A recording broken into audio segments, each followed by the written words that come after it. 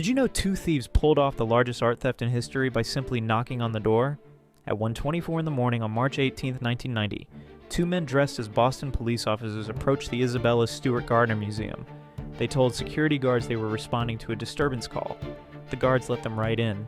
For 81 minutes, the fake officers methodically cut paintings from their frames. 13 priceless artworks vanished that night, worth $500 million. They sliced through canvases, destroyed frames, and walked out unchallenged. 30 years later, despite a $10 million reward, not a single piece has been recovered. The empty frames still hang in the museum today, a haunting reminder of the perfect crime that was never solved.